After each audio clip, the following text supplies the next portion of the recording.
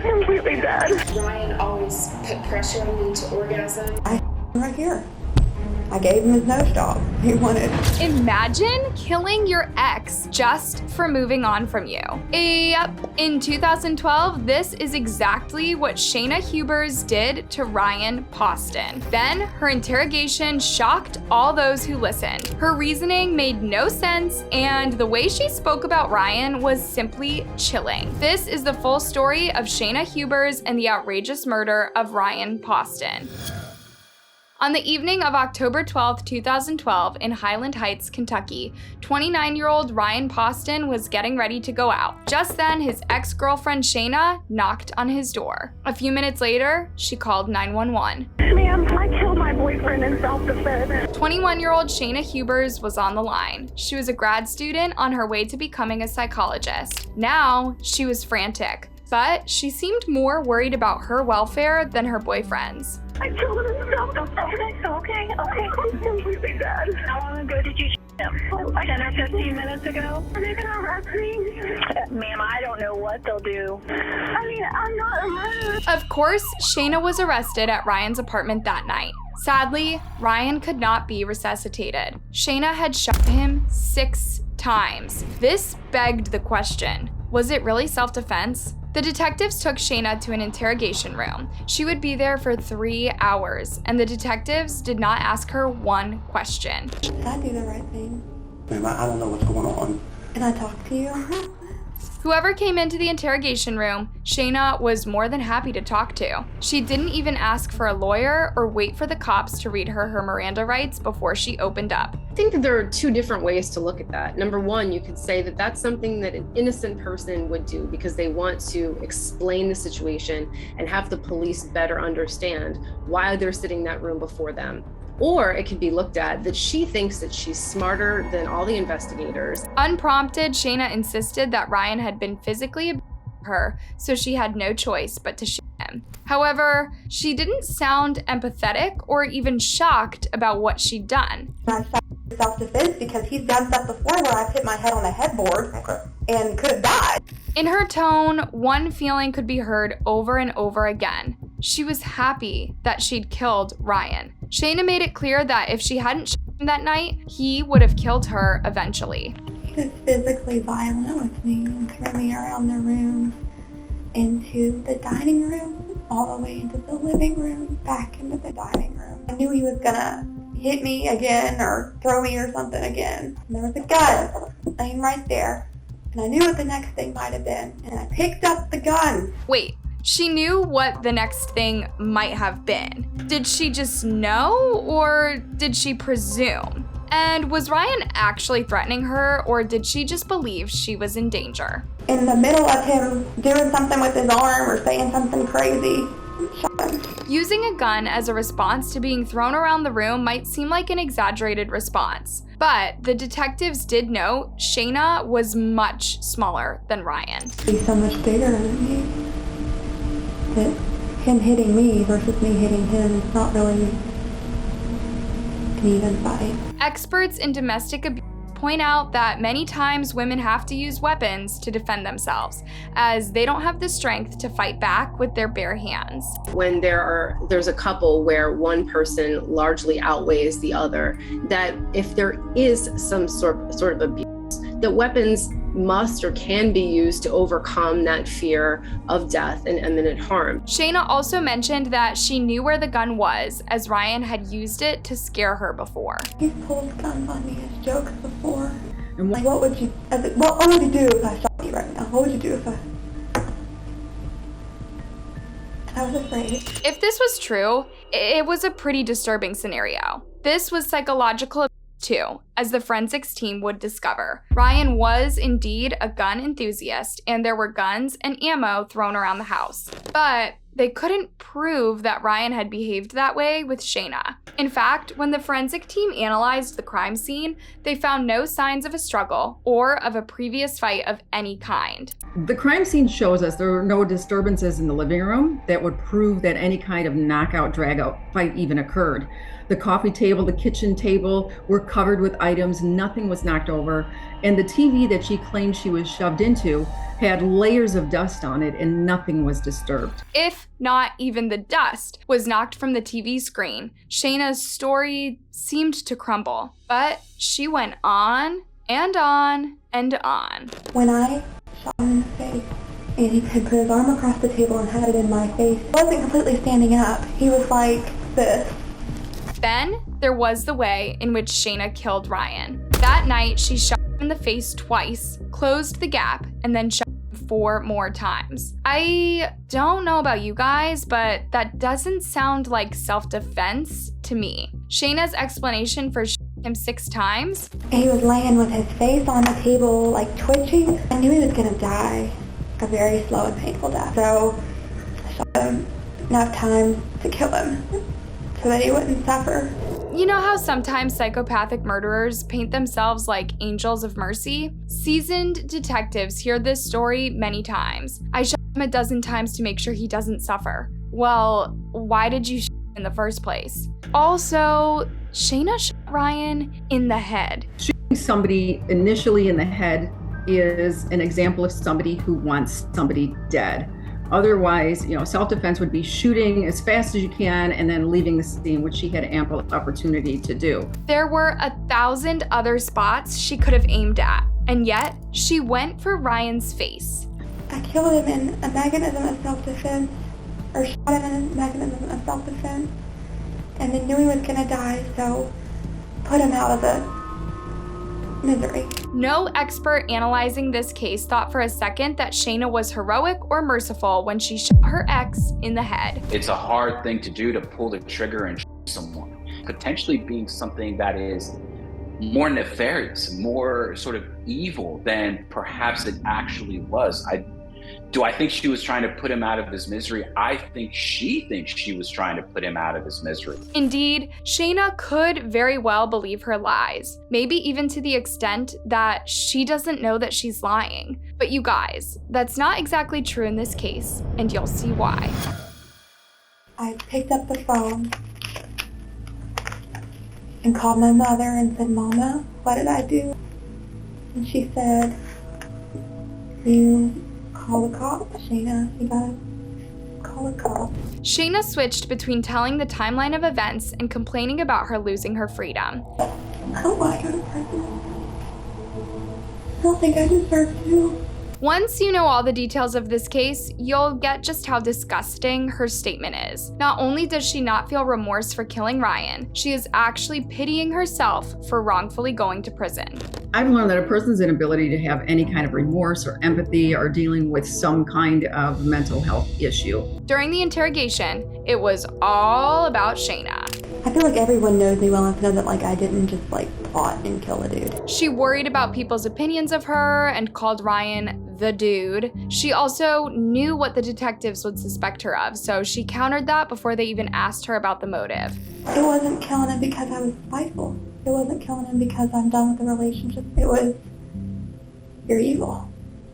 And you've been throwing me around the room like a rag doll. However, as the police looked into the background of Shayna and Ryan's relationship, they found no stories of physical violence or any sort of abuse, at least on his side. In 2011, Shayna and Ryan met on Facebook. They were both attracted to each other, and Ryan let Shayna know on several of her photos. She was 19 at the time, and he was 9 years older than her. Ryan was a successful lawyer, and Shayna was studying psychology at the University of Kentucky. A good match, Ryan thought. But what would follow was a whirlwind of the worst kind. Over the course of 18 months, Ryan and Shayna would break up and get back together again and again. It was an unstable relationship, to say the least. During this time, the two exchanged 50,000 messages and 1,000 images. Whether they were dating or talking to each other, Shayna and Ryan were always fighting. And one constant in their fighting was Shayna's jealousy. There was another nail to the cross. Remember, Ryan was getting ready to go out the night that he died? Well, he was getting ready for a date with a woman named Audrey. She was Miss Ohio USA 2012,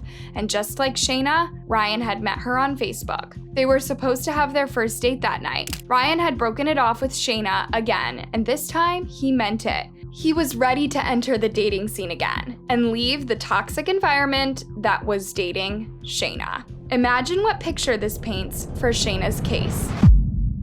Shayna's interrogation went on and on for hours. The detectives had no reason to end it as long as Shayna was talking. And she really did talk that night. You know how sometimes detectives work an interrogation to get the suspect to tell conflicting stories, and as soon as they catch them with a lie, they can put the pressure on them to get the truth? Well, Shayna told conflicting stories unprompted. I saw one and didn't shoot him for a while, but I was watching him die. It was so painful to watch him die. First, she said she shot Ryan twice, then got closer and shot him 4 more times. Then, she said she only shot him once and took a long break until she shot him 5 more times. She said that Ryan was throwing her around the room right before she shot him. Then she said he used to, but didn't do it right then, but she knew it was going to happen again sooner or later. She also said she grabbed the gun from a furniture piece. Then she said she grabbed it from Ryan's hand after he had grabbed it first. She said she shot him, but he wasn't dead. Then she felt an urge to curb his suffering.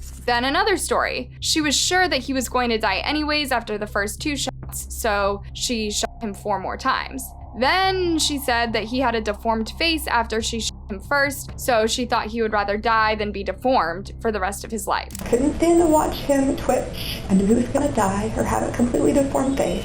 That just goes to show her values. And if that wasn't enough, Shayna also said that it was Ryan's obsession with guns, not her, that killed him. It gets even more outrageous, you guys. At a certain point in the interrogation, Shayna was left alone in the room. And as always, she was being taped, but she didn't know this. Shayna danced and sang Amazing Grace. How sweet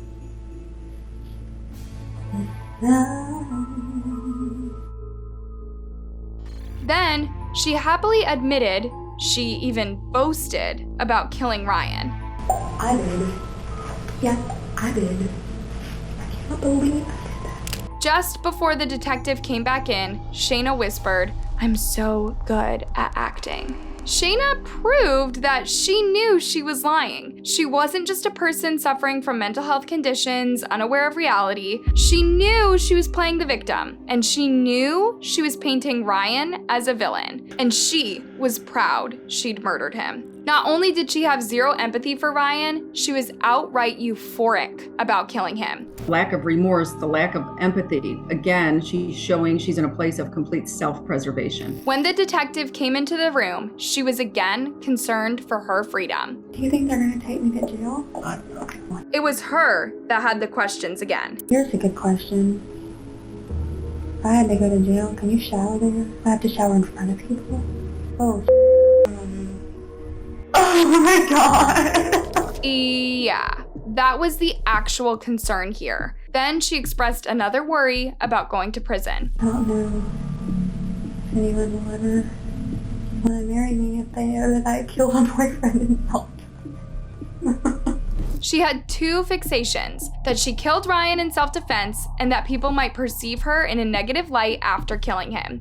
Shayna's fixation out on how others will perceive her for killing Ryan is yet another example of her inability to place herself in Ryan's shoes, and even the members of his family who she had grown to know. Indeed, Shayna had met Ryan's friends and relatives. She'd even visited their home. Now, she wasn't worried about them losing a loved one. She was more concerned with getting married and how she would be seen. I'm gonna have a lot of enemies. When experts analyzed Shayna's interrogation, they all seemed to reach the same conclusion. She is suffering from borderline personality disorder. But on top of that, Shayna just sounds pure evil. Just listen to this statement. I couldn't stand to watch him twitch. I knew he was gonna die or have a completely deformed face.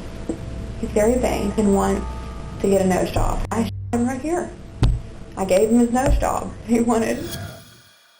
Shayna literally made jokes about Ryan's desire to get a nose job and called him vain. Very vain, to be precise. At the same time, she claimed that she loved him, but that he hurt her, so she defended herself. I feel really bad about it because I really loved him, but he was so abusive to me. This just shows Shayna's grave disconnection from reality. As the detectives let her think out loud, Shayna's lack of empathy or remorse came out stronger and stronger. I could be sitting here like, oh, I hope Ryan's family doesn't hate me. And he deserved it. Forensic psychologist John Delatorre analyzed her murder motive. Clearly, the self-defense theory did not stand. But I think for her, it was more that she wasn't getting what she needed out of the relationship, and that made her angry. Paired with her borderline personality disorder, Shayna just couldn't manage her anger. And when Ryan made it clear that he didn't want to be with her anymore, her anger skyrocketed. Screaming at me at the top of his lungs. Hillbilly, I hate you.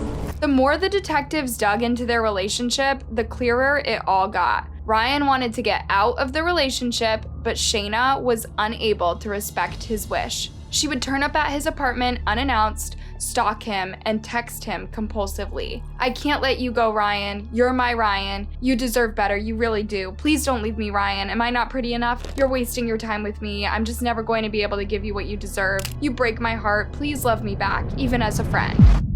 Shayna remained in jail until her trial on a $5 million bond. During her trial, Audrey Bolt spoke about her very brief online relationship with Ryan. We became connected on Facebook. How long would you say you all were messaging via Facebook? Say just a few days. How did he strike you? Funny and smart. On October 12th, the two were supposed to meet at a nearby gas station, then walk to a bar for their first date. When he didn't show up, Audrey walked to the bar thinking that perhaps there had been some miscommunication. But he wasn't there either, and he didn't text her back. Heartbreakingly, he was already gone at this point. Throughout Ryan's relationship with Shayna, he seemed to always have one foot out the door. She was almost always the one initiating conversations, and he was almost always the one breaking up with her. I'm not surprised that he had a date that night, and I think that it might have been something that kind of prompted Shayna to engage in the act that she probably wouldn't have done otherwise. In short, Shayna her ex for moving on. Her desperation to make him stay in the relationship was one of the very few things she openly admitted to. I was like begging him to stay in the relationship and be with me. But you get to a point where you've had enough. However, even when she admitted she hated being dumped, she still made it sound like she was justified in killing him. If she couldn't have Ryan, no one else could. In 2015, Shayna was convicted of first-degree murder and sentenced to 40 years in prison. Shockingly, her conviction was overturned. Her conviction was overturned because juror 499 did not disclose that they had a felony conviction. And in Kentucky, a felony conviction precludes juror service. For Shayna, this was a perfect opportunity to rethink her second trial and get a better defense team. During her first trial, Shayna insisted that she defended herself from physical abuse. I remember trying to stand up where I was sitting on the floor, and Ryan pushed me back down by my chest. He put his hand on my chest and pushed me back down onto the floor. And I was crying, and I was hysterically crying.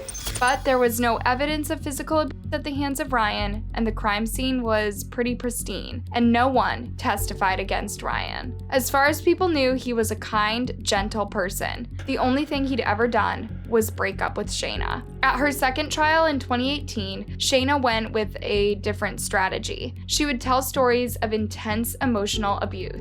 I tried to please Ryan to the best of my ability. How so? He wanted to try different things, and he ordered different things off the internet to help me achieve orgasm. Yeah, you heard right. Apparently, Ryan was obsessed with getting her to orgasm, even though she found it difficult, and that made him even angrier. Extreme emotional disturbance is shown by the defense when the individual becomes so enraged or upset, that their judgment and their ability to act is clouded due to this extreme emotional disturbance. Painting herself this way, Shayna could explain why she wasn't thinking straight when she shot Ryan. I was hysterically crying, and I recall Ryan standing over me and grabbing the gun that was sitting on the table and pointing it at me and saying, "I could just kill you right now." Shayna claimed Ryan behaved this way repeatedly. I feared him. I felt like I needed to do what he was telling me to do. She also went deeply into her childhood trauma.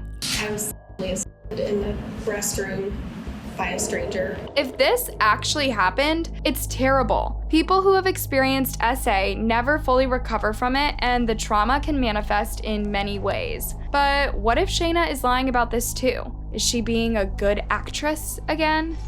If you would read those messages that you gave Mr. Poston for asking him to initiate sex with you. I said I didn't want to force myself on him. Any more?